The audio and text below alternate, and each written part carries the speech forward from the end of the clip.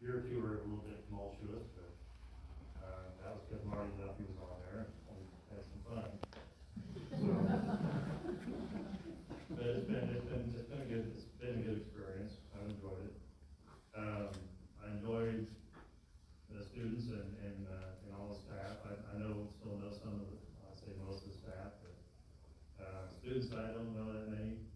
Once in a while I'll see some that I may recognize. I enjoy being around those students. The students are the reason why we're here. And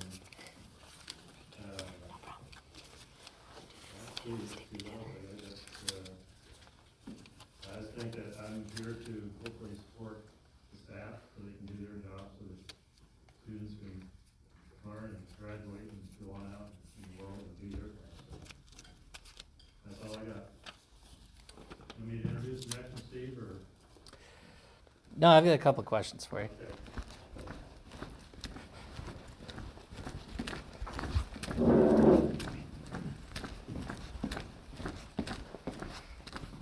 And I plan to ask everybody this question too. So, Dave, if there's one action that the school board has taken in the past couple of years that you could change, what would it be and why?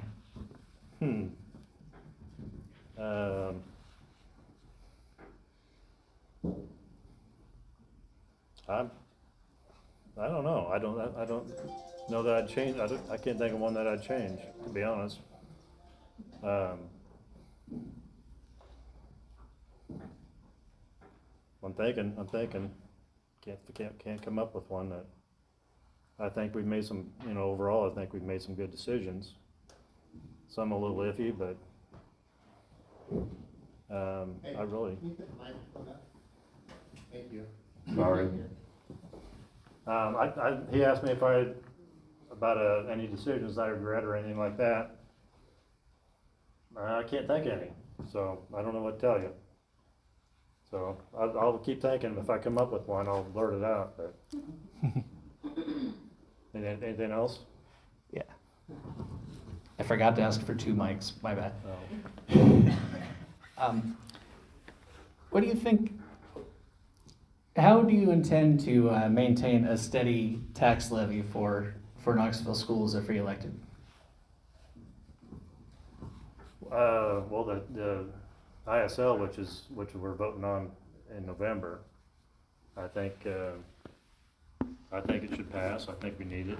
So that'll maintain it for Cassie. Is that 10 years? Is it 10 years? So if it passes, then it goes for 10 years. So.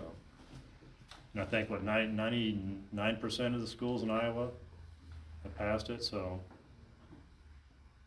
sounds like a no-brainer to me, so. Okay, do you have anything more you want to add right now? No, I'm good for now. All right, Dave Smith.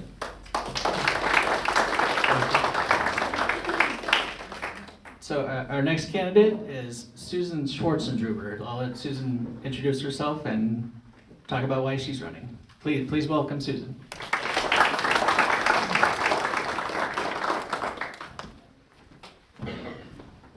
I have pneumonia, so bear with me if I'm a little breathy.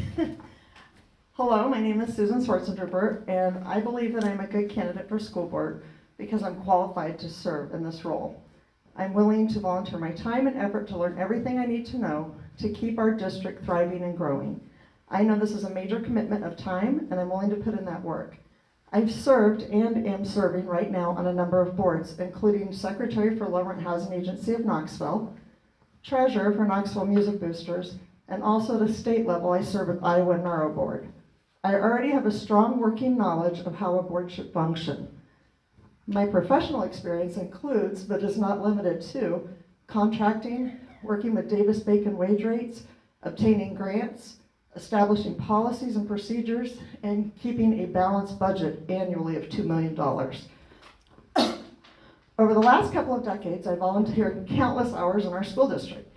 At one point, I was even volunteering 30 hours a week, filling in for the receptionist lunches, running recess duties, overseeing reading groups, and working picture days. I have served as PTO vice president at the elementary level, and I was even an employee of the district at one point. I ran the before and after school daycare. As an alumni and parent of 5, including 2 Knoxville Community School District alumni, and foster parent to 9 children along the way, I've experienced firsthand our district's strengths and weaknesses.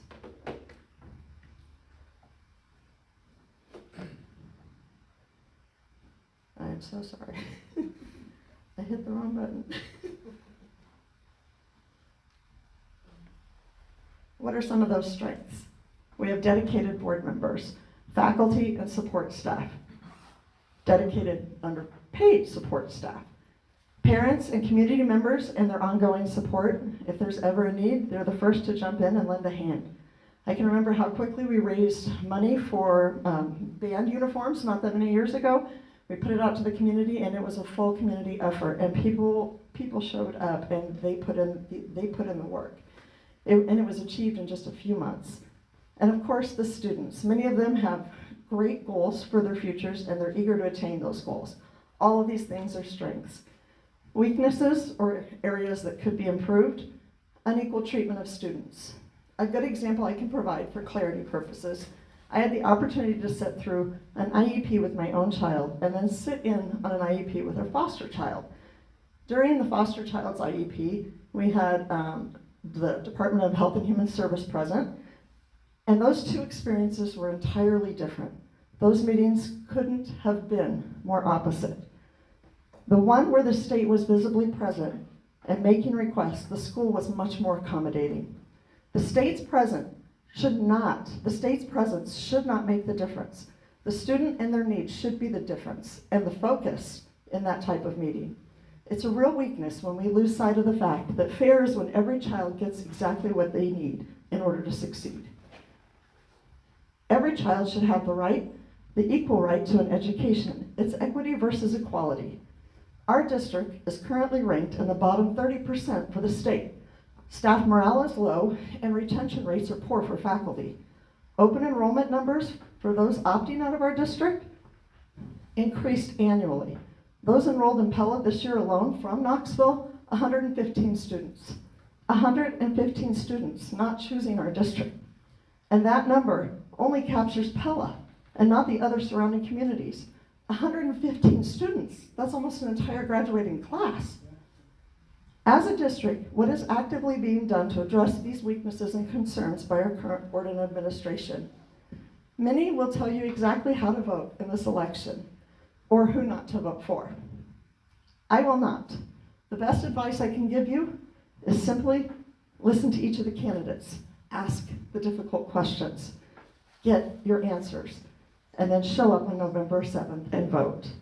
My reason for running for school board this only time around probably, was a brave, bold one. I want to be part of the solution, and I know that I have the skill set to succeed. Knoxville is my home. It was my grandparents' home, it was my parents' home, and it's my children's home. I want us to have the strongest, healthiest schools that are thriving in a strong, healthy community for many, many, many years to come. A community that we can all continue to choose and call home. Please consider voting for me on November 7th. Thank you.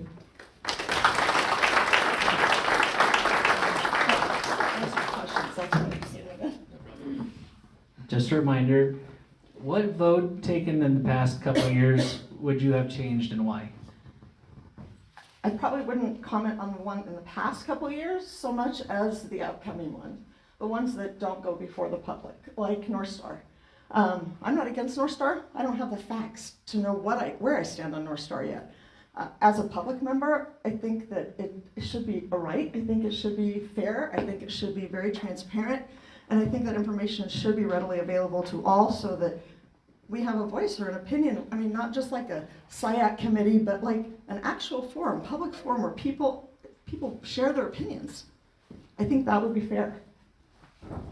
What was the second one? What would you do to help maintain a steady levy? I agree. That is normal. 10 years is normal. But correct me if I'm wrong, don't we have the option of it being 7.5% up to 10% for the tax levy? Is it automatically 10%, or do we not have the option as a school district to be 7.5%? Do you mean the instructional support levy? For the instructional support levy. I don't feel I'm here as a voter. I really don't want to answer any questions tonight. Okay, okay. She's not here. In my opinion, I think Well, that, I don't see a problem with extending it 10 years, but I think it would be a wiser choice, a more fiscally responsible step to take to err on the 7.5 versus 10. So it's not a 10% levy. I think it's more complicated. Your answer, it's a 10-year levy I understand the 10-year, but I'm talking about the percent that it could go. for the instructional. It's a 10-year duration. It's a 10-year duration, and you can split it between property taxes and sales tax. It's not as simple as what you're asking me to provide information. I am not the one that creates the big budget. My business manager does. And I'd be happy to get with Craig. And Craig he'll be back in the office on Monday, and he would love, in fact, Steve, if you want to do a full write-up on the instructional do that. support That would be levy, great. Yeah. we would Thank love you. to do that. All right, thank you, Susan. Our next candidate is Brian Slackhouse. Did I pronounce that correctly? Slackhouse. You know, you spell it exactly the same as my mother-in-law did, and yeah, she pronounced it Slackhouse, so my bad. Please welcome Brian.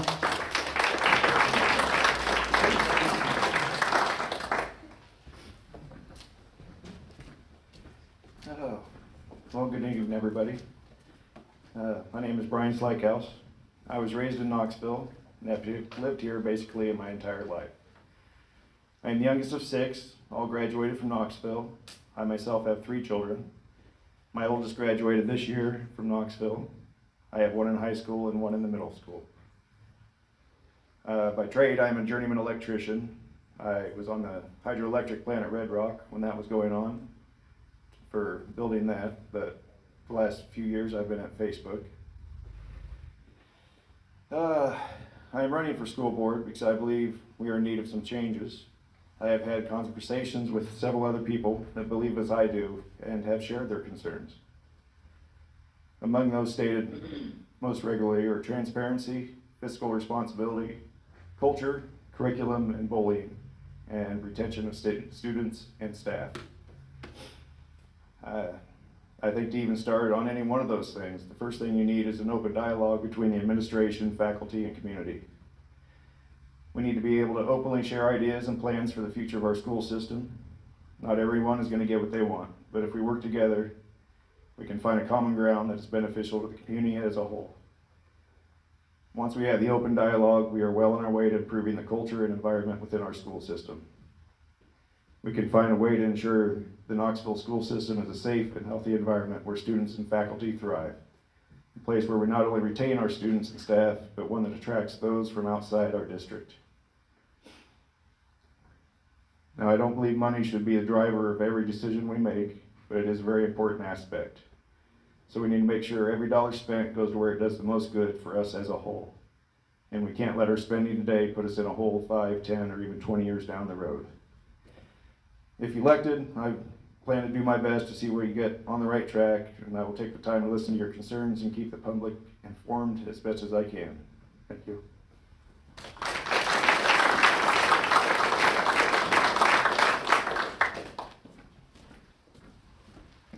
So, do you remember the question?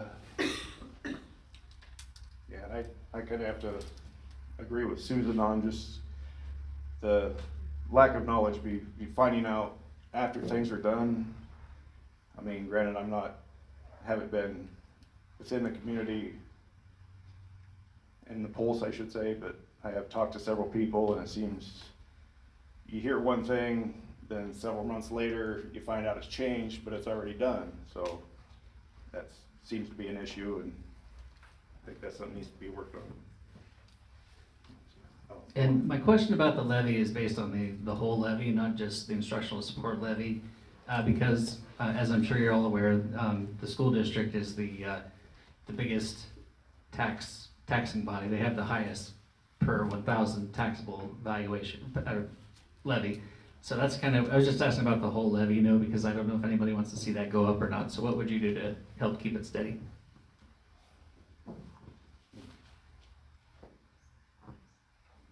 Honestly, I have to look farther into that one. I'm not well versed on that as of yet, but I believe the tax levy is a good thing, and we should continue with it. Okay. Thank you, Brian.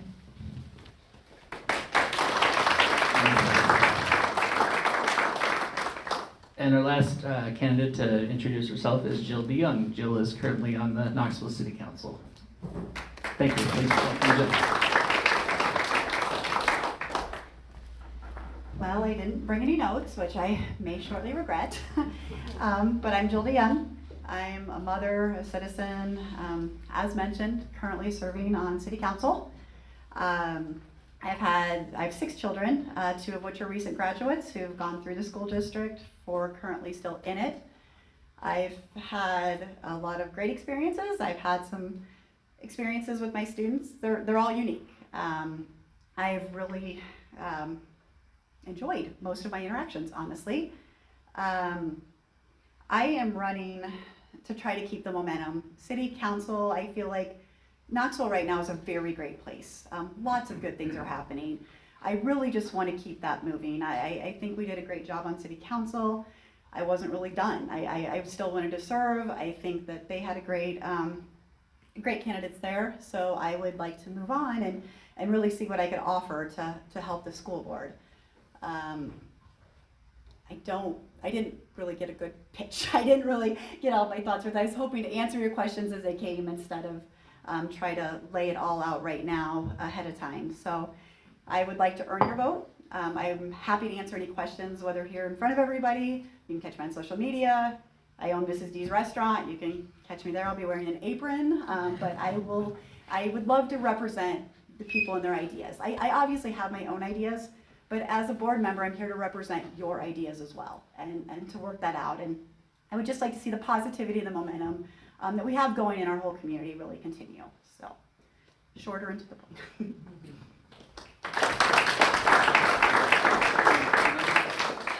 Yeah, I remember. And actually, I don't like to hit on the negative of what I would like to change. I wasn't on the board. I didn't make any decisions. I would like to have more of a question of, hey, what was great? What do you enjoy the most? You know, that's the tone I want to get. I try to be a positive person. Obviously, not everything in this world is positive. We all know that. But, you know, I don't know what I would change. I didn't make those votes. I think the board has done as well as they can. I think they've done a good job. And obviously, are things 100% awesome? Not all the time. But I don't think I can really find a specific one that I could really fault them on. I think they've done a good job. And as far as keeping the levy steady? I think if 99% of the schools are doing it, it can't be bad. I don't want to be a bandwagon or a follower, but I think that it's probably a good thing for our community. We've done a lot. We've had a lot of great things happen, and it seems like we're kind of on the tail end of having to do some of the big things. So if we can really maintain and continue, that's what I would like to do. So. But again, I'm just a parent right now. I have a lot to learn. I haven't had the budgets, the plans, all those things. So I do have a lot to learn if elected. Okay, thank you, Jill.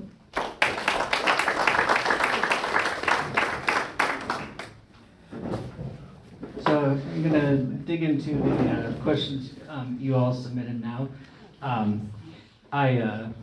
I wanted to do this to give everybody the chance to ask their own questions. You know, nothing against the school district or the Association of School Boards, but you're the voters. You know, whoever's elected will represent you and help make decisions regarding your tax dollars. So I really wanted to give you the best chance I could to, give you a voice and a chance to get to know everybody. So,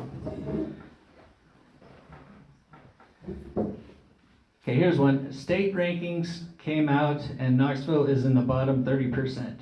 How do you think we got this low, and what do you think can be done about it? And I'm not sure what the ranking is, unless it's like an overall. I don't know if it's one specific area or not, so I apologize.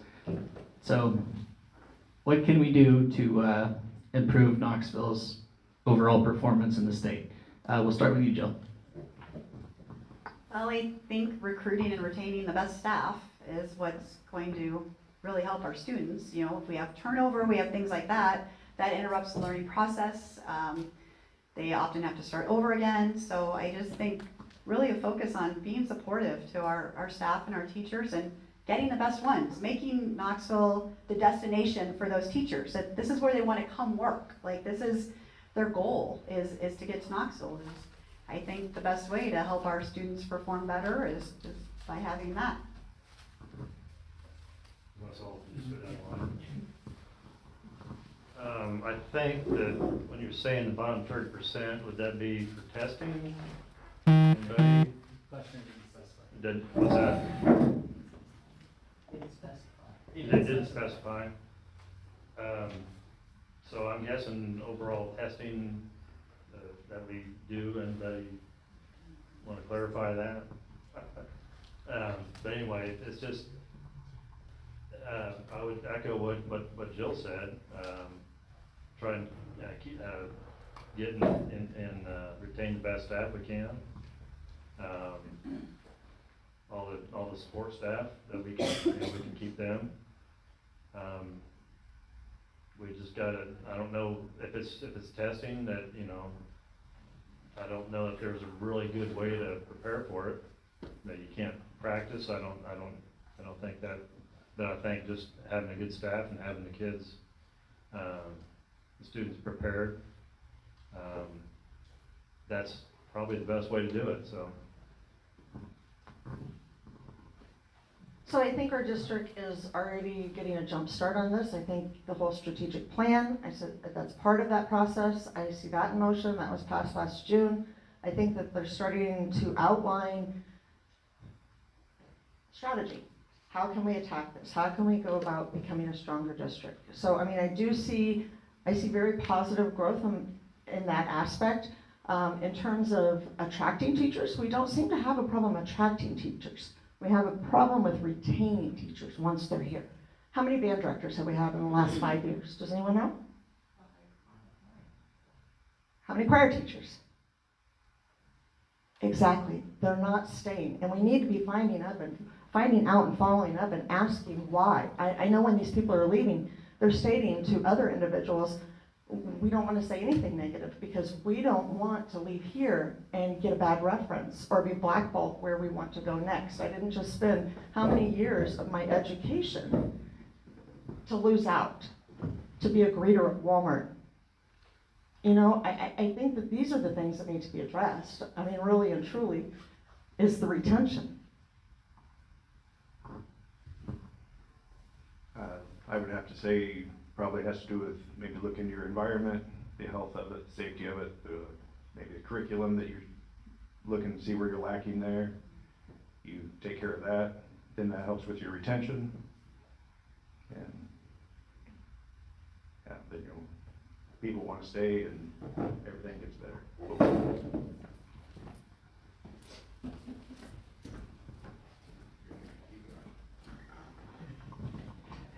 And we'll start with Brian for this one.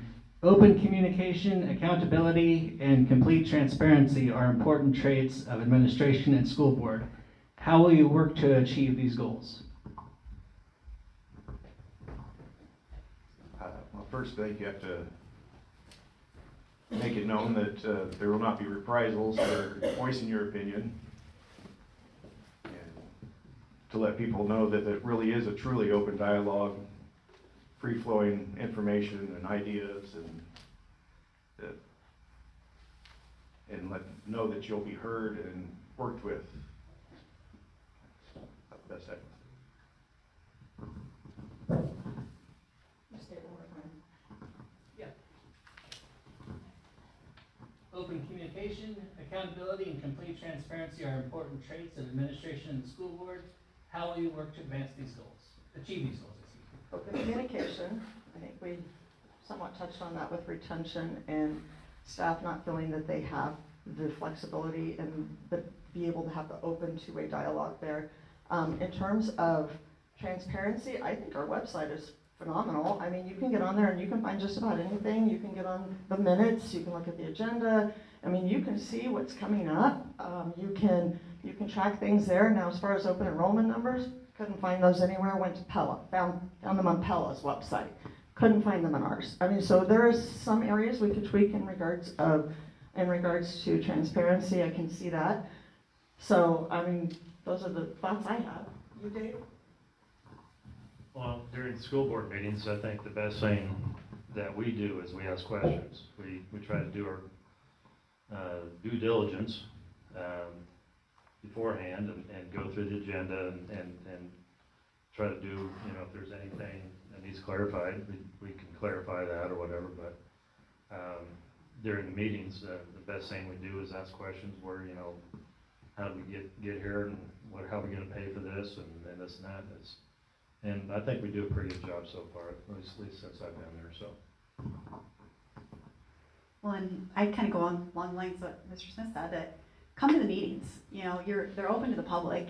If you want to know what the school board is talking about, what they're thinking, what's on the agenda, come to the meetings as a citizen, you know, to give your input. There's those times during the meeting where that's available for things not on the agenda. But I mean, it's obviously important, and any role, any board, anything you're on, for transparency, to be approachable by the community. But like I said, just with city council, with anything, come to the meetings if you want to know what's going on. And the website, like you hit on, there are great resources, but you kind of have to seek a little bit of them out a little bit. So. Thank you all. So what are the top 2 issues that you believe need to be addressed immediately, good or bad? So we'll start with Dave. Open enrollment, I think that would probably be that's what I hear most. The open enrollment numbers are probably some of the highest. We need to figure that out. There's a lot of different reasons why they are doing that, why the students are open enrolling out. I know there's some sports, some possible bullying, you know, anything, you know, don't get along with other kids, that sort of thing, but that's probably the top one. How many, Steve? 2, 3? 2? Okay, one more. Let's see, a good one. Can you read that one more time so I'm not just saying stuff? What are the top 2 issues that need addressed immediately? Oh. I think probably staff, and by staff I mean, I should say more of the teachers. It's something that we have to stay on top of. I know when we're having trouble filling positions. I think we've done pretty well filling positions. Some other schools, I'm thinking like Des Moines last year, they had, I couldn't even tell you how many positions they couldn't fill. They didn't have enough teachers. So, but I think we've always filled our positions, but I think that's one to stay on top of. So, those 2 things. Jill. Well, I'm not on the board right now, so I'm not privy to a lot of that stuff. I'm coming at this as a citizen, as a parent, so I don't know, obviously, open enrollment, I don't want to be a copier. The filling the bus drivers, filling those positions, like it's hard that not all of our kids can ride the bus now because of the driver shortage, and I know in the kitchen it's an issue, and there are issues, and again, I'm being a copycat here, but I'm not on the board. I'm not privy to some of the insider information that the administration has, that the current board has. So that is something I guess I would learn more if elected, but kind of figuring out some of these issues that are being, you know, not really divisive, but what's going on with North Star, what's going on with some of these things. I think letting those come to resolution so we can move on and we can, you know, all get back on the same team, which is for our students. So we can really keep our students at the forefront is what I want to see happen. Definitely open enrollment is probably number 1 on mine. The second would be that every student gets what they need. I know when our oldest was at North Star, he did not have high math scores, he did not have high reading scores, so he was placed in the special education department, which makes sense. He's autistic, he has Asperger's, but his science scores were like crazy high. But due to the fact that he didn't qualify, he couldn't be part of TAG, even though he technically was smart enough, he should have been in TAG. And so, you know, having counselors or teachers who begin to like sneak him into those classes so that he could benefit from both worlds at the same time. I guess I just feel like as a district, we should be doing better. I mean, why deny a child the both opportunities? You know, I mean, why not allow them to be part of both? I mean, how difficult would that be? And maybe there's a whole lot of additional red tape to that. Again, I'm not on the board. I am a parent as well. And I just think surely it can't be that difficult. I mean, and you have staff that are secretly trying to pour into students because they love our kids so much. You know, and I just think surely we can shore that up better. We can do a better job as a district.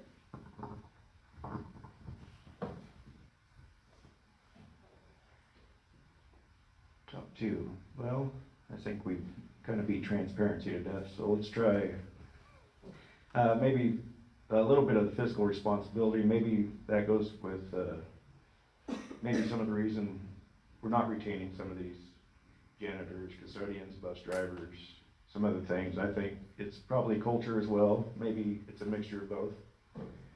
So maybe, I don't know, the inner workings of how all this works, but you know, I think it'd be a good thing to do a deep dive, kind of see what's at the root cause of why people are leaving, why they're not happy. You know, is it the culture? Is it pay? Is it both? I think it may be, but I'm not in the board or in the school system. I too am a parent. I work out of town most of the time, but I do talk to people and I do have kids in the school system.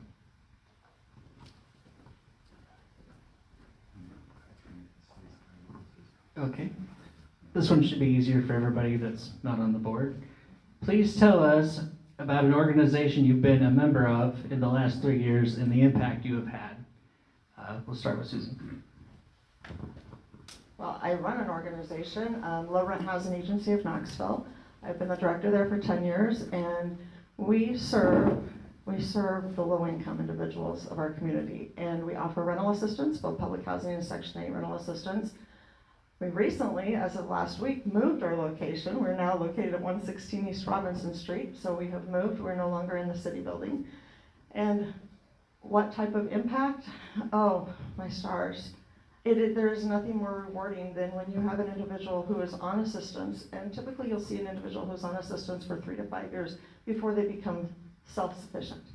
But for that person to finally purchase a home in our community, and they've saved, and they can get to the point where they're a homeowner, that is the most rewarding and most satisfying moment ever. I think that it speaks volumes. I would hope that as a district we are focusing on all individuals and all sex.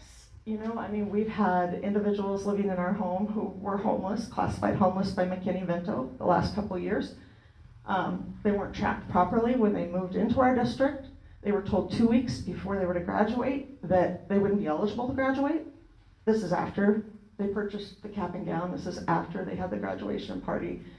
You know, there are just so many things that we could shore up and do better. I mean, things that this is just one household. I mean, we have a lot of children and we have a lot of stories because that's just one household. But when I decided to run for school board, I can't tell you the number of stories that people are telling me about our district. And I just think I'm a problem solver by nature. That's what I do. I'm the boss. I solve problems. I'm a volunteer. I want to be part of the solution. And I just think, how can we make our district stronger? How can we be better? How can people stop falling through these cracks? Well, I honestly have not been a part of an organization in the last 3 years. However, I do enjoy helping. I like to see people happy and to get what they need. And so I felt it was my time to kick in and try to help out a little bit and be the one standing in front. Steve, can you read that one more time? Yeah. Please tell us about an organization you've been a member of in the last 3 years and the impact you have had. School board. No, that's the only organization I've been a part of, but what first came to mind was where I work, Weiler. The impact, it's kind of funny in a way, I think. But when you work in IT, you're everywhere. You go wherever there's a computer, you go, that's your job. So you talk to the people who use that computer. And I've learned a lot about people, mainly, well, not mainly, we have a lot of welders, go figure. Fabricate, we have, you know, people, that assemblers, everybody, but it's just, I enjoy going out because on my way out there, I'll get stopped or I'll get, you know, talk to 3 people on the way out there. Yet the thing that I'd like to think I got this started, because it seemed when I first got there, you know how when you pass someone in the hallway, you're like, oh shoot, what, you know, I want to say shit.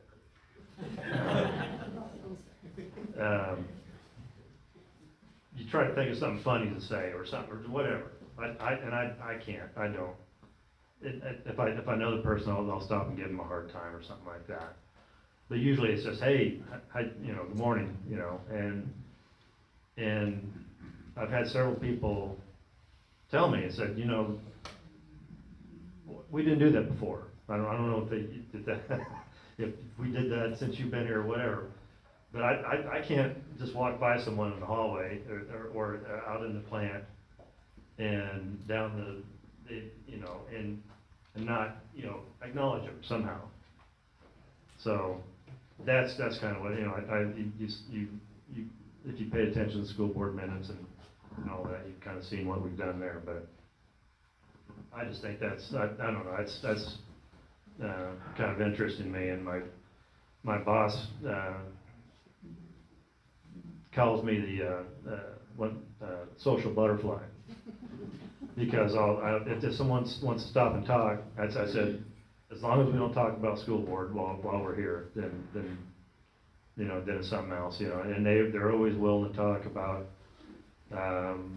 whatever it is their kids are doing, whatever you know, whatever's going on, or we just joke around for a few minutes. So that's my answer.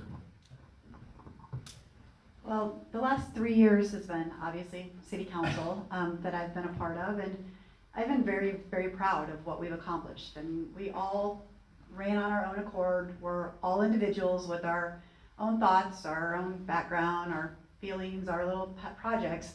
But I think it's about coming together for the common goal and trying to get stuff done. And you all have to compromise, you all have to give a little, take a little, but I just really think it's about coming together for the common goal. I mean, there it was the city's interest, now it's the kids' interest. So it's yeah, exciting, working as a team, being a good teammate, being a good player. Before that was PTO, and PTO was really hard, but I really loved it, and I was on it for like 9 years, I think, when my term was supposed to be 1 year, but I really have a soft spot for the PTO, and everybody volunteer if you can. It's a very, very good organization and well needed. No, I talked too fast anyway. Okay. With all the housing growth in the community, how can you assure the taxpayers that the facilities are adequate for this growth? How would you how would you have the facilities keep up with the growth of our community?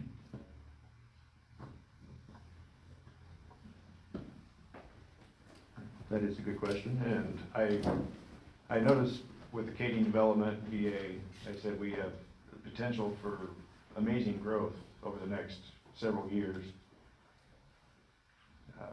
What that entails, I think the best way to go about that, I don't know. But yes, we need to make sure that we have the facilities, that we stay ahead. So that entails focus groups or whatever. Yeah. That's something I'd be interested to look into and get all the facts on.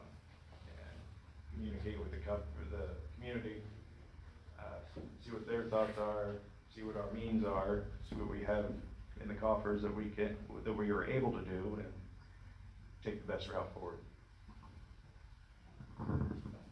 guess my question would be in turn, does shiny and new equal improved learning? Because pretty sure that in Des Moines, Lincoln isn't shiny and new. So, I mean, are we talking about learning aspect, or are we talking about just having a new facility? Because we've already jump-started that with middle school. That's completed. We have renovated, made improvements with air conditioning. We have looked at what the high school, and North Star is next. Again, am I opposed to a new North Star or relocating a North Star onto the VA grounds? I'm not. I don't have enough information to make a decision on that as of yet. But how does that impact learning? I mean, right now you have this brand new, beautiful building that doesn't even have the capacity to conduct a staff meeting, a closed-door staff meeting. So if you have a staff meeting that needs to take place, they haul everyone to the media center, right, at the high school? Because we don't have that. We don't have that at our fingertips. And it doesn't, I mean, as when you begin to plan things, this is why it's so important to have such a diverse group and not just several like-minded individuals, but the bigger the group, the more input, the better the output, the better that end product, because surely someone would have filed that. I don't know. I don't see that it would improve learning by having a new building, but I haven't seen the numbers. Steve, question one more time. With all the housing growth in the community, how can you assure the taxpayers that the facilities are adequate for the growth in the community? Okay. One of the things that I've enjoyed being a part of since I've been on school board is the facilities committee. It's something I can get my teeth into, so to speak. That I know some of what it takes to build something, you know, and we build our house out there and all that, and I've got background in several things, but as far as building, construction, and so forth. But I think we're planning. We've got a 5-year plan. Is it perfect? Probably not. Does it need to be, you know, improved upon as we go along? Yes, it does. But I think with any growth, and you know, as people start building houses out at the VA and so forth, and you know, if the kids come through the system, I think we'll be just fine. So I think we're planning for it. So.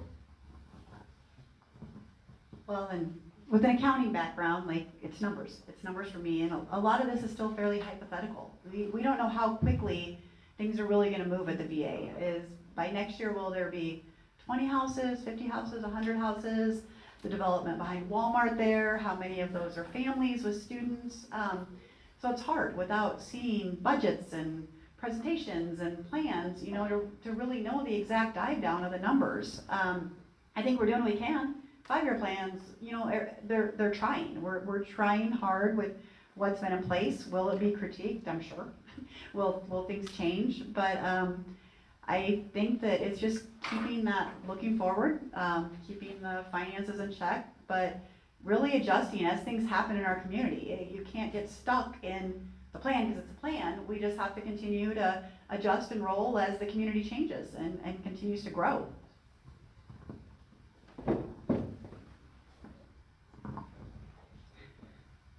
What is your vision of what every Knoxville graduate would attain?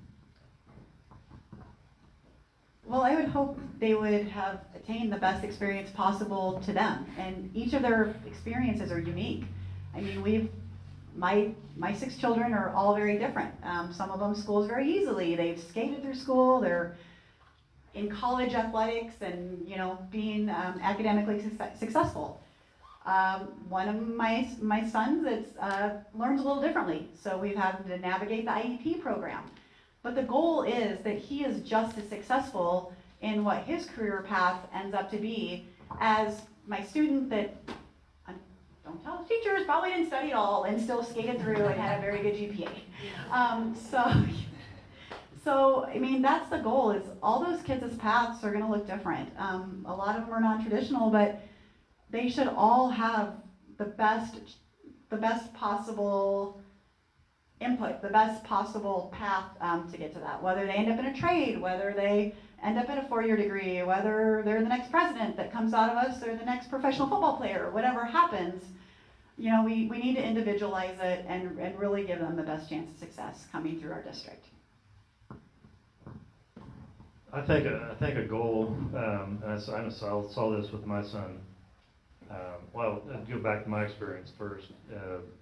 I grew up here and graduated in Knoxville, and I always look forward to coming back, wherever I was at. If I was at college, I look forward to coming back and whether you're, you know, see the people, see the classmates and people that you grew up with. It's always good to run into those people, and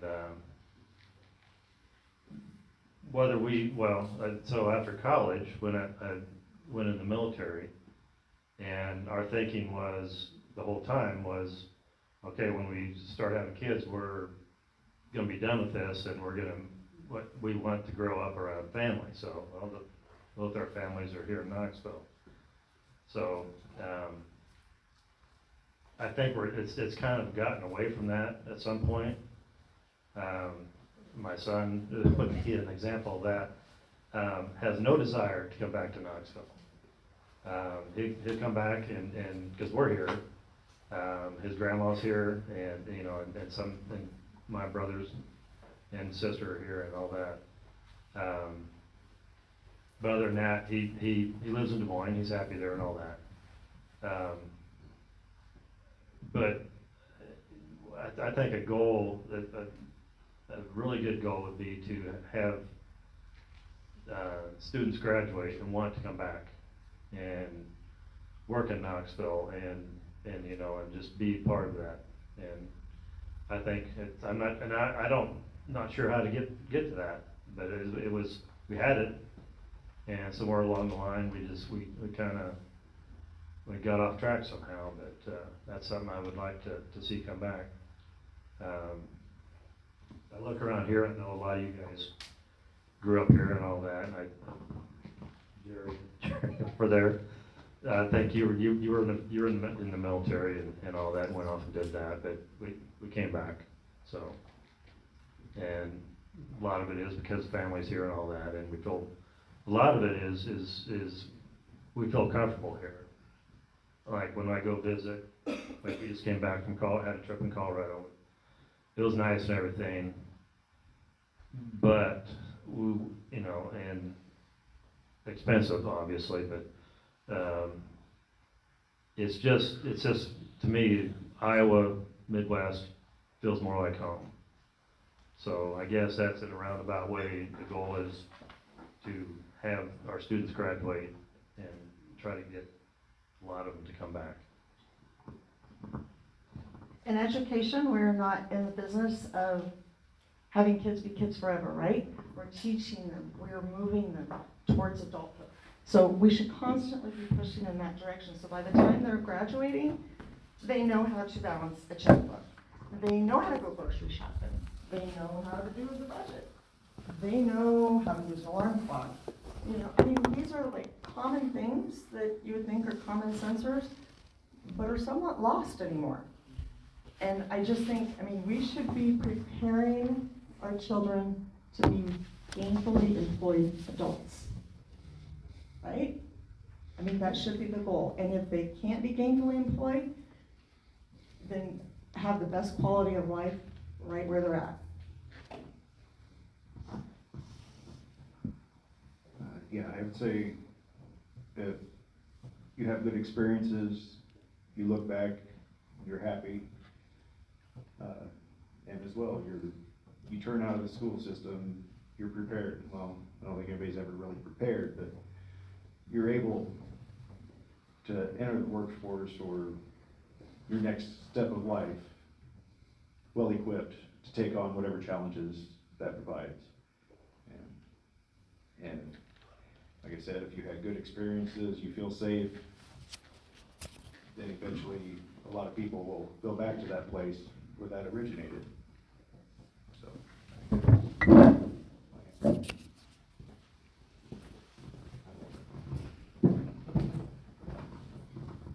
I like to get my exercise. What school aspects have you been involved with to this point? Start with Dave. What school aspects have I been involved with?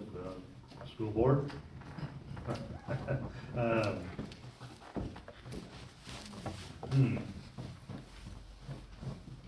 don't know, within that, making decision, policy, that's what the job of the school board is, to make policy.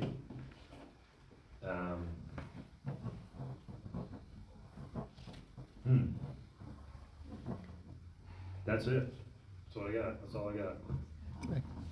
Jill. I've been involved, obviously, not on school board, but as a parent level, PTO for a number of years. Football parent club, secretary, parent-teacher conferences. I've tried to volunteer in rooms, but all of my roles have been as a parent and a support staff, where I could be and how I can assist our staff in any non-intrusive way that I can be helpful. Well, volunteer in the school, I used to work 30 hours a week in the school. My husband would say if they wanted to find a real job, but anyway, football, our kids were football, basketball, band, choir, you name it. So by proxy, that means you also are the volunteer for all of those things. So we've unloaded trailers, we've run concession stands, we've carried props on and off fields, we've walked parades, kept kids hydrated, you name it. Attended marching invitationals. I've been involved with school pictures, especially when North Star used to do them twice a year. Sorry, that's just funny. And then the weight, vision, screening, testing. Anytime they needed anything, they called me, and that was a nice position there.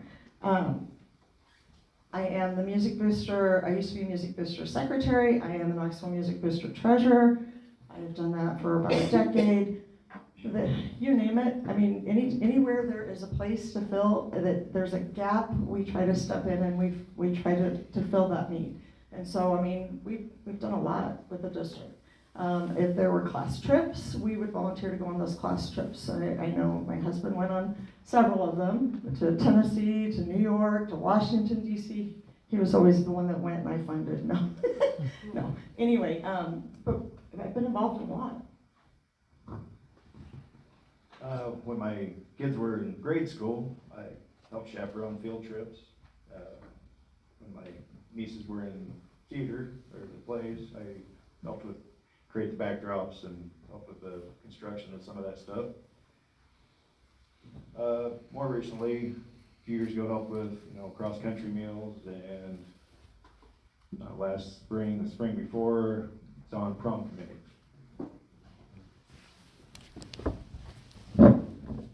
And helped in concession stands a couple times. So, I've been to enough school board meetings over the years to where I know issues can come up that you're not quite ready for. So, even though for you all that are not on the school board, how would you respond to some emergency that comes up? What do you think? Would you lean on the experienced board members? Would you lean on administration? How would you handle a big controversy? Well, yeah, you're gonna find the most experienced ones, talk to the ones that have been there, and you get information from all parties involved, and then you confer with everybody and try to figure out the best path forward in the best amount of time. How controversial are we talking? It's really, really controversial. There are policies in place that you must follow. So as a board member, I wouldn't be able to open my mouth to anyone. I would follow the policy that is in place. It just depends on how controversial. I know as a housing authority, we have a policy that states, if media comes to our door, that is to be handled by the director. So if Channel 8 News were to show up, you know, and hey, what's going on with the city and what's your input? That's not something that all support staff, I expect them to deal with. So you would follow your policies and your procedures in place. I would echo what both Brian and Susan said, that the policy, probably not too much that's gonna surprise us on school board. Maybe something once in a while, but I would go with the policy first and see what it says. Bring in the subject matter experts, you know, the admins who are, say if it's a middle school, you bring in Brian and Trent. Bring them in, you know, whoever it is, but and just find out all the information and address it. I don't, you know, and what we would, how to move forward from there, I suppose, so. Well, at the risk of being, I'm for same, follow the chain of command. I mean, you're not gonna see me on KCCI giving some interview off the, just spouting my own stuff. So you follow the chain of command, you're on the team, you're on the board, there's rules, there's policies in place for stuff like that, so. So I have a lot of questions here about open enrollment, and you guys have discussed that a lot already. When you've gone out and knocked on doors, is that still the #1 priority for most of the voters you've interacted with so far? And, you know, what would you propose? Do you think it's an issue as far as like what we're able to offer as far as programs, as the quality of teachers? How would you work to improve that? I haven't heard that, I guess, a ton personally, but it is obviously a thing. The legislation that was passed isn't helping us, you know, at all with the voucher program and kind of making some of that stuff easier. Again, though, it's student choice, you know, everybody's path, everybody's journey's their own, and, you know, they make their choices. Would I like to have zero bullying? 100%. Would I like every student to want to stay here? 100%. We need to do what we can to improve that. But, you know, sometimes some people want a smaller school, you know, or they want a bigger school, or they want a different sports thing, or whatever their thing is. But, I mean, I think we can really do what we can to get the open enrollment down, but there's some challenges that I don't have all the answers to on that, and I think it's going to take a lot of thinking and a lot of people's opinions, and really trying to get to the bottom of what the best way to really get after that and tackle that is. Personally, I don't knock on anybody's door. It's kind of dangerous these days, I don't know. But I try to, you know, I go to Walmart, go to Fairway, I go to Hy-Vee, those kind of places. And, you know, I'll run into people there. I don't know where you guys have been, but I don't ever see it those places, but once in a while I see, you know, they'll stop and talk to me or whatever. But anyway, to get the open enrollment down, I think, and it's what I tell people, there are so many reasons why they're open enrolling out,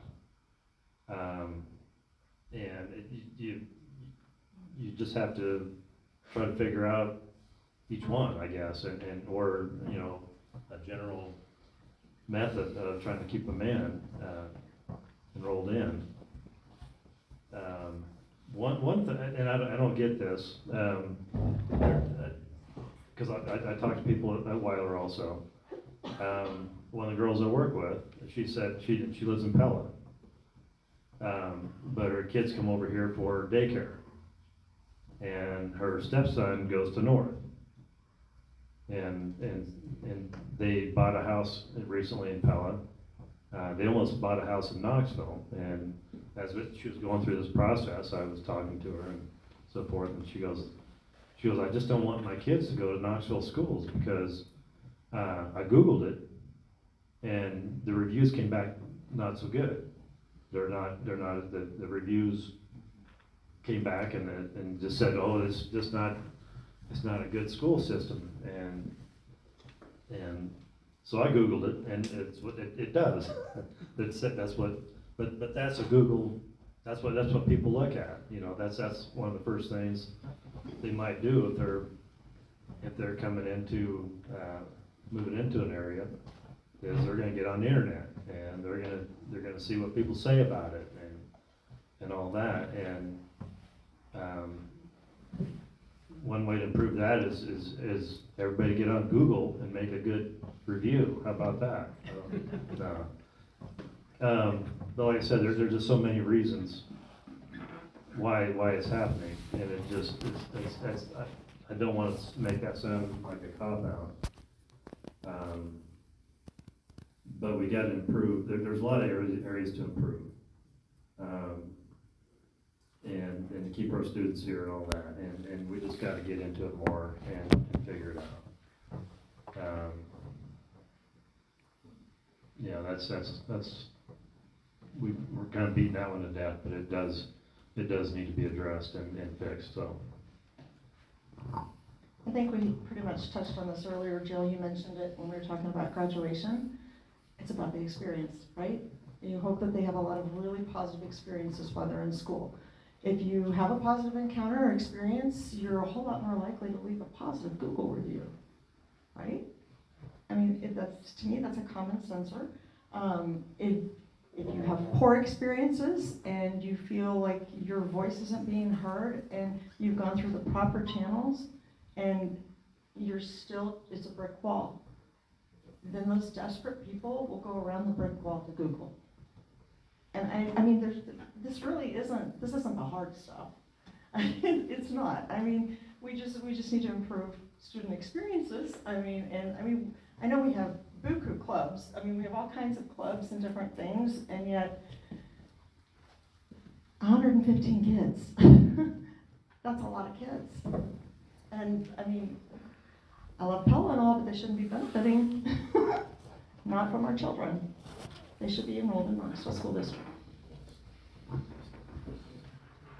I have to agree, I don't think there's one magic silver bullet that's gonna take care of the whole issue.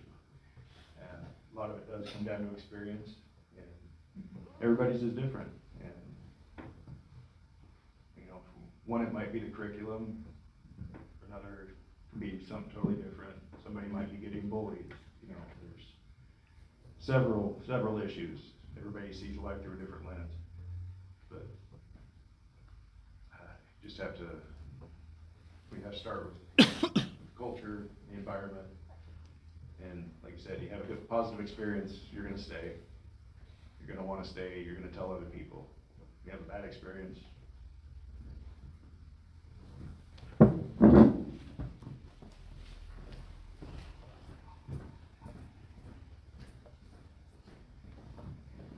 What is your decision-making process when posed with a question? Like what will you factor in and consider when making a vote on a board?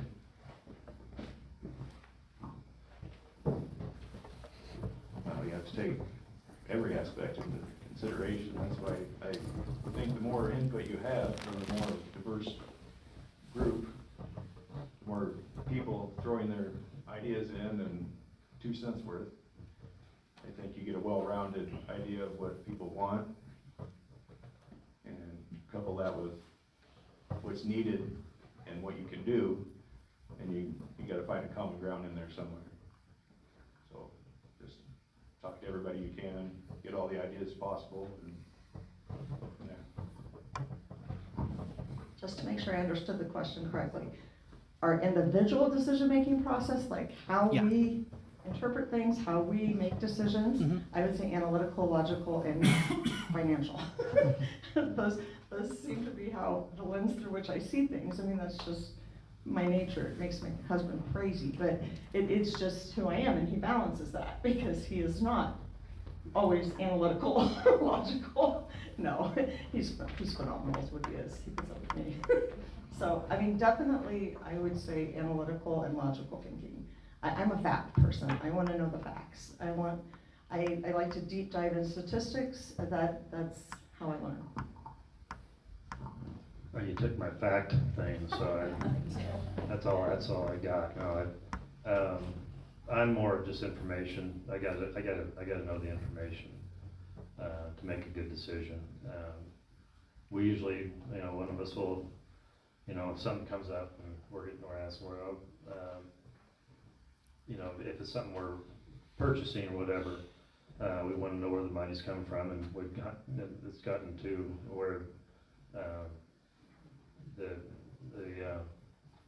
funding source, the source will be somewhere in the request, so, we know that, but basically, it's just knowing the information.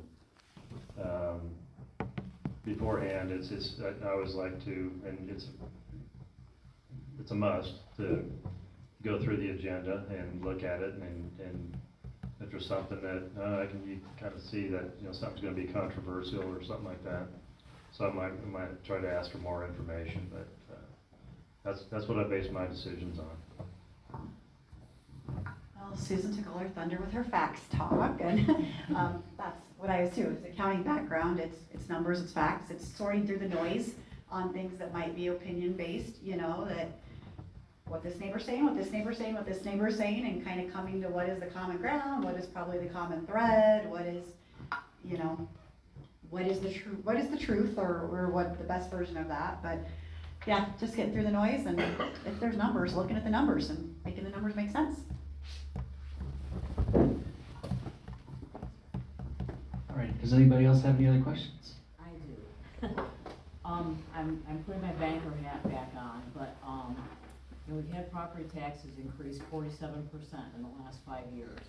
The school district currently uses like 58% of those taxes, which is the highest in the county. I think they're entitled to the money. We need to keep our schools sound. What I'm concerned about is going forward, our debt service costs have gone up $270,000 in the last few years. Our insurance went up is going up $100,000. It's probably going to go up another $100,000 because the insurance companies are going to get all the money from us that they possibly can. So, with some of those things in mind, and have any of you looked at this current school budget? Do you have any thoughts on what your concerns might be as we go into the future and deal with some of these costs? Did you guys hear okay and understand the question? Well, we'll start with Jill, since she's the accountant. Right time to get out. No, I have not done a deep dive in the budget. I mean, I'm dealing with, like, city council, there's never enough money. Property tax values, that's through the state, that's, our tax values have gone up, that's not been of local control. We've tried to lower our levy, on what the rate we're taking through the city. I think the school district did the same thing, that, so it's tough. It's going to be tough everywhere. It's not going to be easy. Yes, insurance companies are going to make a lot of money. Other places are going to make a lot of money. Wages need to go up. I wish I had the answer, because I probably wouldn't be sitting here. I'd be sitting in my penthouse in New York, because I solved all the financial problems of all the people. But I think that's why you have a board. You have all the people trying to come together to solve the problem. It's not just one person with, the $1 million answer, because it's, unfortunately, I'm not the one with the $1 million answer. But I'm willing to try, I'm willing to learn, we'll do the research, I'll do what I can to try to help. But I'll pass it to you now, to have $1 million answer. Well, I don't.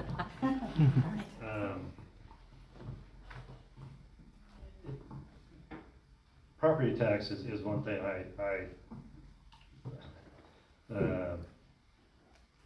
I hate it and I love it. I don't know. It's just, our place that we have out there, like you said, it's gone up, 48% in the past 4 or 5 years, and it just drives us crazy.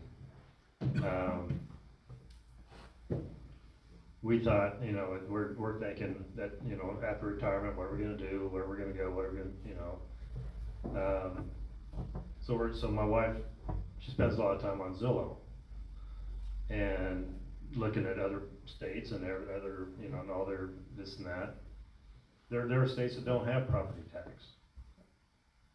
So what are they doing?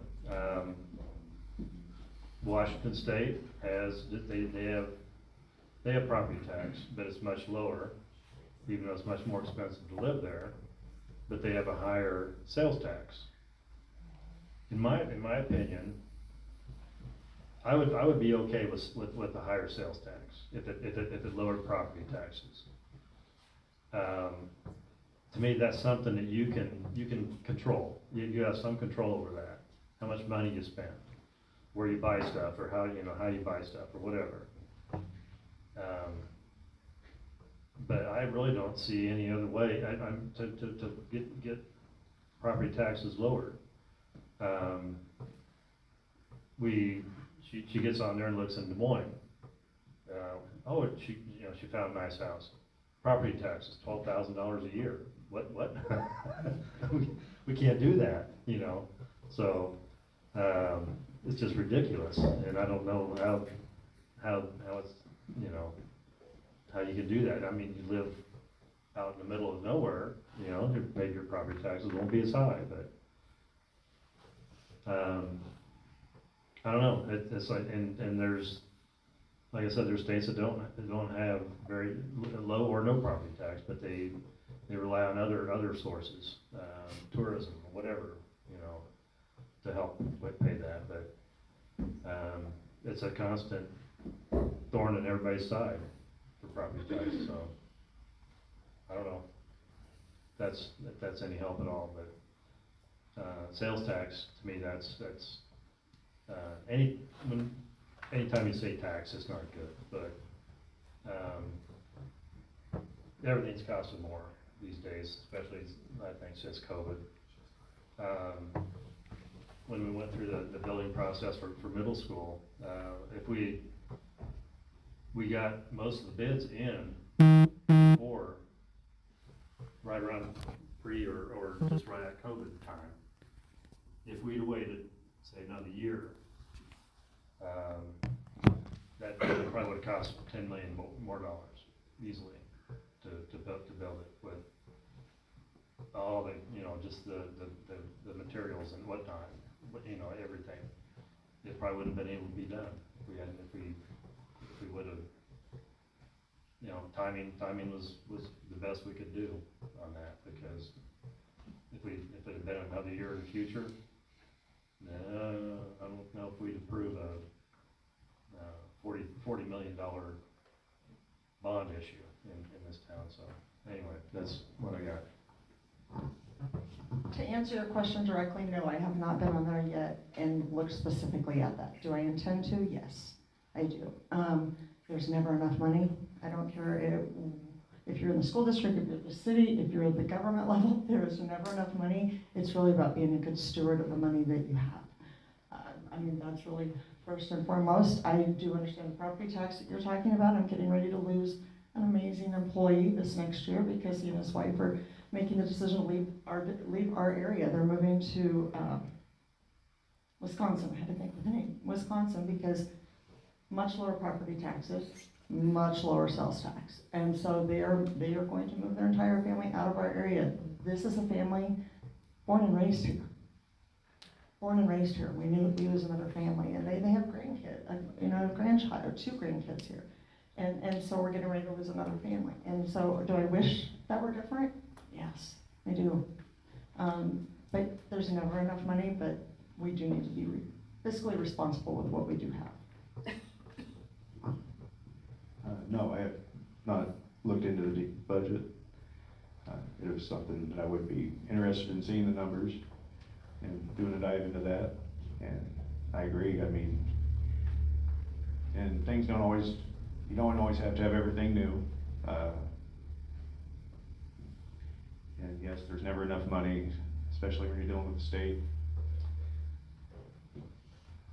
But you take care of the things you have, you get the most life out of your schools, your equipment. And yes, that's not always the greatest answer, I know, but sometimes that's the way you have to go about things, and that's where you have to go to, where does each dollar do the most good? And that's basically what it comes down to. you have to think of the whole system, not just one area, and try to take care of everybody.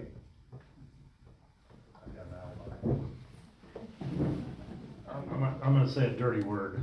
The word is consolidation. I don't know if anybody's ever thought about that or whatever, but a few years ago, I was talking to someone who was, I still think is very much, well, a lot of people are smarter than me, but he's way smarter than me. But he goes, how many high schools do we have in Marion County? Anybody? Six. 5, 6, We got 6, don't we? 5 or 6. 6. Do we need 6 high schools in Marion County? I don't know. That's something, I mean, when that, if you consolidate a little bit, I mean, it wouldn't be as easy, I suppose, but that's something to think about. He also talked about how many counties do we have in Iowa? 99. Do we need 99 counties? Something to think about. I don't know.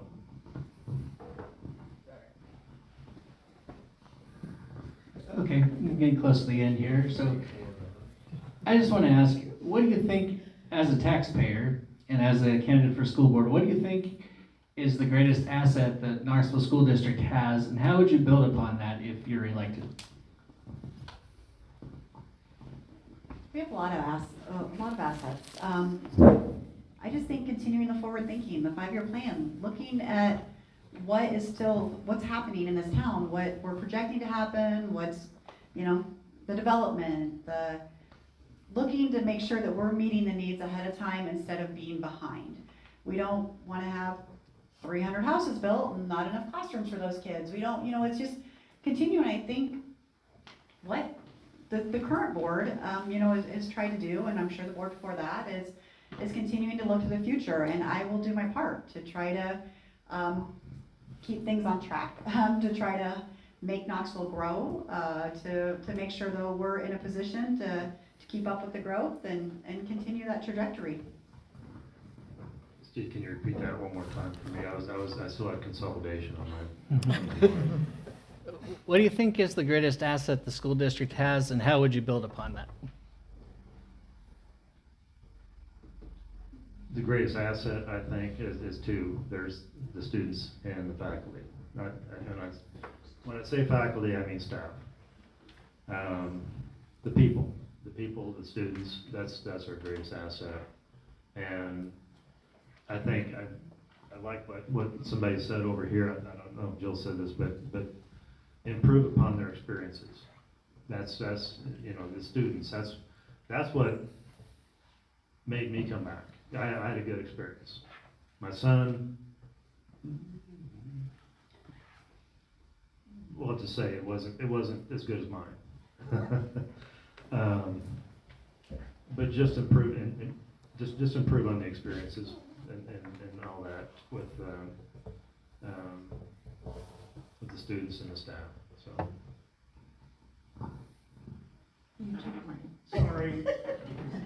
It was definitely faculty, staff, and students. I mean, and yes, it's all about the experiences. It's all about the people. It's all about the people. If we lose that personal touch, if we start treating people like they are dollars, if we become more cold, and I mean, it's hard. I'm preaching to my own choir here because I am logical and analytical, and I tend to like the number side of things. But you have to pair that with the experience and with that personal touch. I like that I read in the agenda that Cassie's doing. Cassie chats with Cassie this week, where she goes around to the school district and she asks what their experience is like. It would be my guess. Is that the nature of it? And it's those types of things that will begin to return that personal touch, where we care about the people that we serve.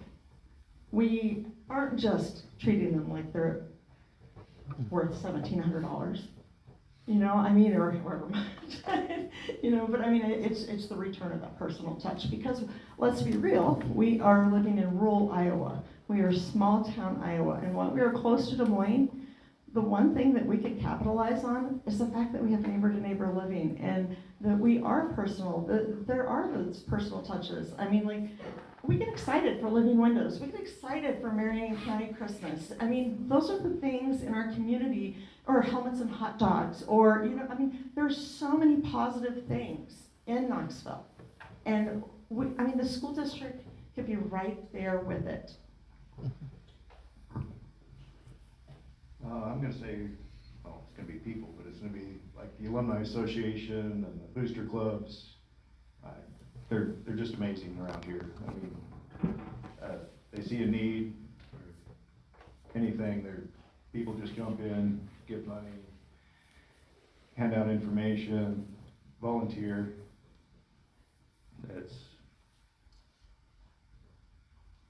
Makes you feel good to see that. There's always people there when help is needed.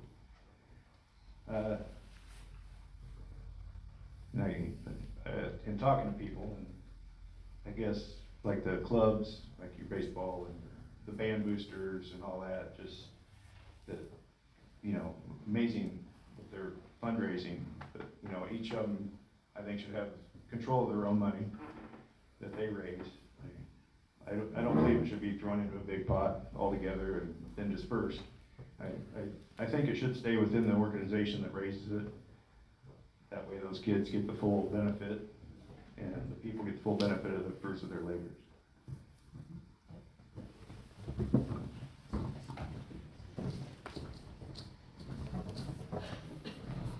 Okay. Any other questions? As I was sitting here listening about the ability to get school bus drivers and retain teachers and the band teacher and so forth, how much does behavior and lack of the ability to discipline play into these children and the bullying? And So what do you think the school board can do to improve behavior? Is that basically what you're asking? To make? yeah, because I think like school bus drivers, who in the world would want to do that? You know? And if you can't have some form of discipline on the bus, or you're not gonna retain school bus drivers or be able to get them. And the same, how does the band teacher function with a bunch of children who do not behave? It's gotta be discouraging. So Dave, you've been on the board for a while. What can the board do to help improve student behavior to help keep and attract staff? Policy. A lot of that is not board business. I'll be honest with you. It's not, I'm not passing the buck, but that's handled more in the building. I know that there's all kinds of behavioral issues that, you know, and the kids, they're kids that are disruptive, they get sent to office, or sometimes they get sent right back, or whatever. I think, and a lot of times, I think, this would be a good question for principal. A lot of times the hands are tied because of rules and you know, dictated by, you know, the legal aspect of it. I don't have a good answer for that, but it's again, you go back to, you know, experience. You know, maybe some of these kids would not be so disruptive or whatever if they had, you know, and by experience I mean not just fun and games or whatever, but just the whole process of coming up through the school system. Teach them a little more respect, you know, maybe start with that. I have to jump in for I this know one. Only because, I mean, that is a common complaint that people are coming up and saying to me, like, you know, I'm I'm a teacher, I'm in the classroom, and the kid behaves, they call me an F and B, and they're threatening me, I send them to the middle school, I send them to the principal's office, and they're back in 10 minutes. What did it teach the child? What lack of support does the teacher feel? And I think, I mean, in terms of policy and procedure, I mean, what can we do to change that? I mean, reality, not everyone's coming from two-parent homes. I love that Jill and I are both foster parents and on running for school board, but we know what it's like. We're getting all of everyone else's children, and we're doing the best with what we have, correct? We're trying to, and so no two children are alike. That's why every single child should get what they need. Should we be rewarding for behavioral outbursts? No, absolutely not. I know I have one of those in my home right now that we adopted through the foster care system. And we have constant communication with the middle school. I want there to be consequences for actions. I'm old school, maybe.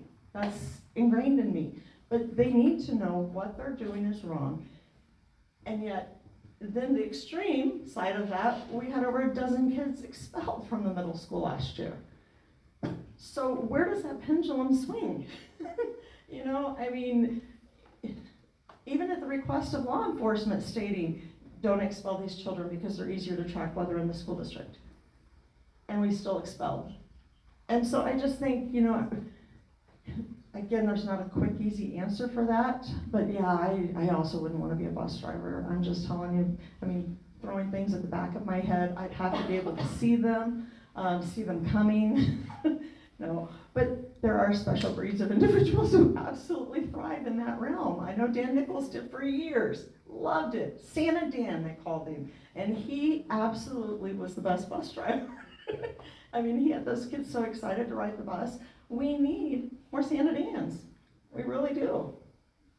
But volunteers are few and far between. I ran for school board because I didn't think anyone else was running. There were 6 of us. There are 6 of us. That's a glimmer of hope. It should be. Oh man, I got naughty kids of my own, so I am not in a position to, I just think everybody's story is different, everybody's home life is different. The best relationship you can have between parents and teachers, that communication. I don't like to be surprised with stuff. You know, I've picked up kids and they're like, well, they've been bad for 4 days. Well, I would have liked to know that on day 1. You know, so I just think it's having that good relationship between parents and teachers to what they can do. Hands are tied though. Policies need to be in place. Some of it's society in general, unfortunately. We all parent differently. You know, I've seen a handful of parents that really seem to celebrate some of the naughty stuff. You know, some of the, you fought the system, and that's not really always something I would celebrate, but I see parents that do it, and you know, I'm not here to judge them. You know, I would still like their kid to be good. I want my kid to be safe. I do want somebody expelled if they're a danger to my child. You know, so there are things, and I, though, am not the judge of that. That is the district. That is the leadership in there. They have the policies in place. I hope they're black and white and they're easy to decide that, because I would hate to have a terrible incident happen because of an excessive, you know, bad situation that escalated worse than it needed to. So. No, I wish that we had 100% of nice, good, well-behaved kids, and our bus drivers were loving their jobs and not having stuff thrown at their heads, but unfortunately the world we live in currently, we have some work to do on that. Since I got the mic again, I'm looking around the room and I see. You want to give Brian a chance to answer first? But okay.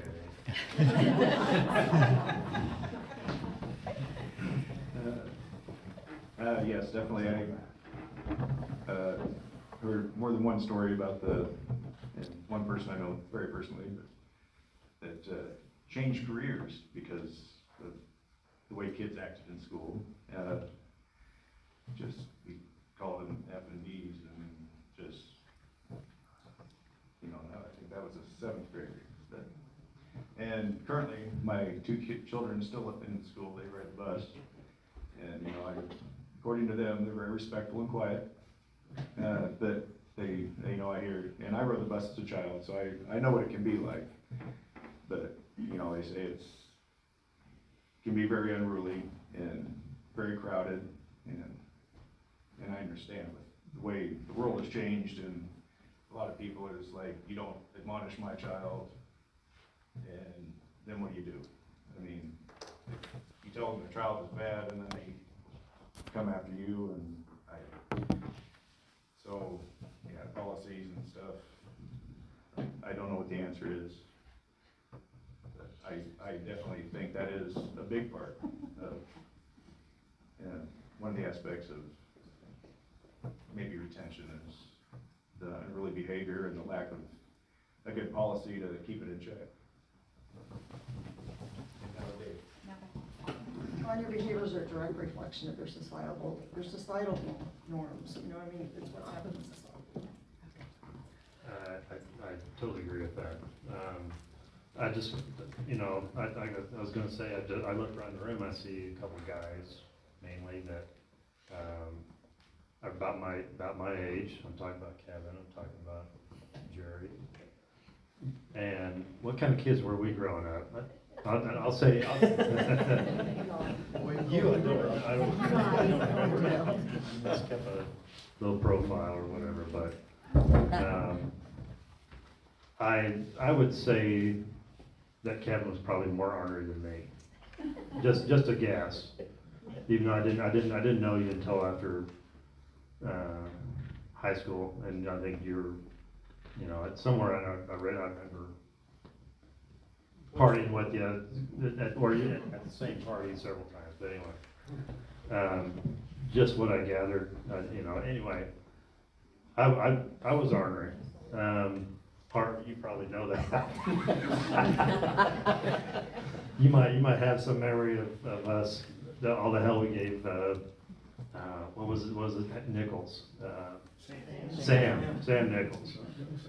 We threw, I don't know how many dozens of eggs at that orange Jeep that he had, and just, you know, just gave him a hard, I mean, we that's what we did. But, you know, it wasn't,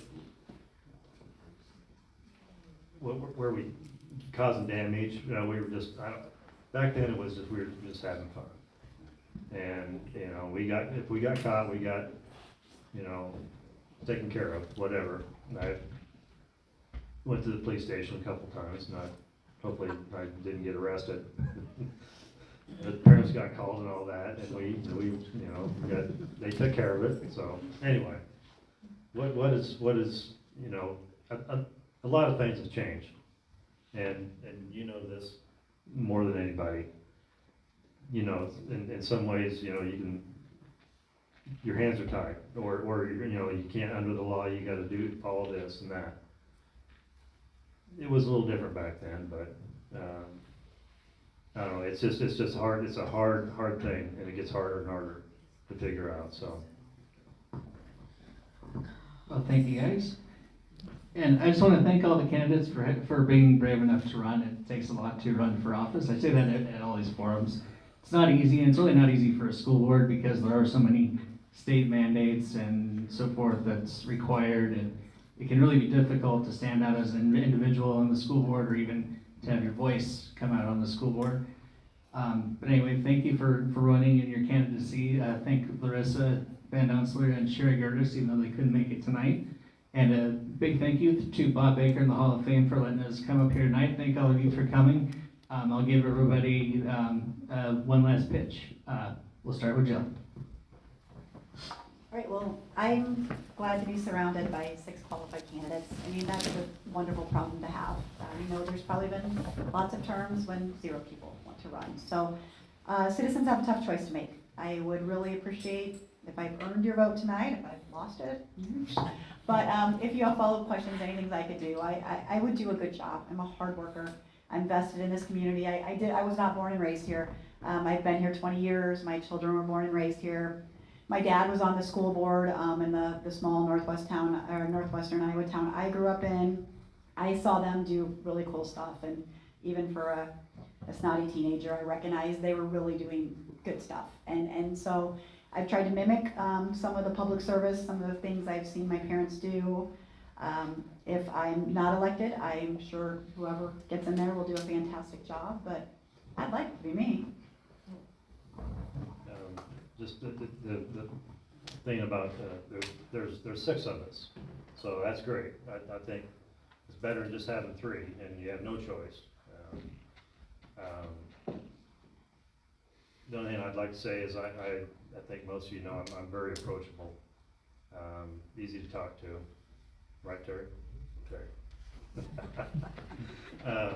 Anytime in the next couple of weeks, if you see me, stop me. If you want to talk about, ask me something. I've already been approached several times, and a couple of people have texted me and said, "Hey, I need you to stop by sometime," and all that. But you know, I'll make the time. Next couple of weeks, I like my free time as much as anybody. But if you see me somewhere, stop me, ask me, whatever. I'll tell you what I know. So thank you. Vote for me. Should we just all leave with that? Vote for me, please, vote for me. I thank each of you for being here tonight, for listening. We all have had our experiences with our household. We've had positive experiences in the district, and we've had not so positive experiences with the district. Really, it's just about growing from here and learning. I would say something else that keeps getting asked, which is kind of confusing to me, but I think I probably would be remiss to just ignore it.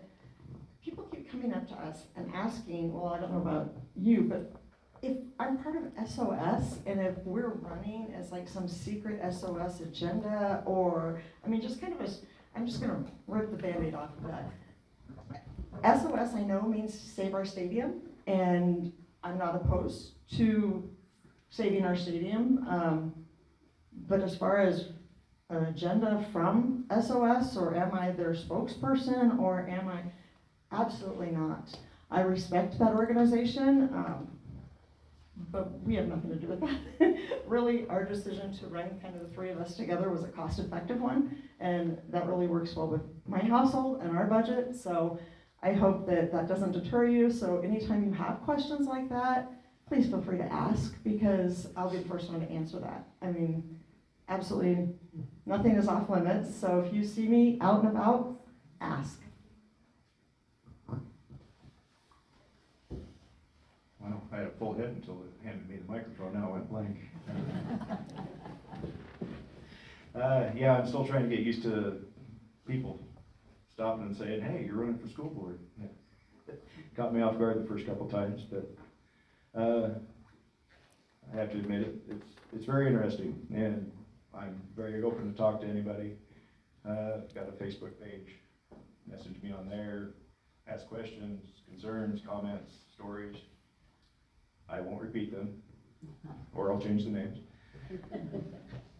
So if you do elect me, I will do my best to work with whoever's voted in with me and try to get us going in the right direction.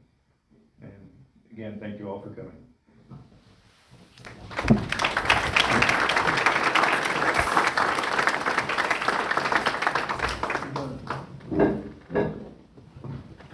Thanks again, everybody. Take care.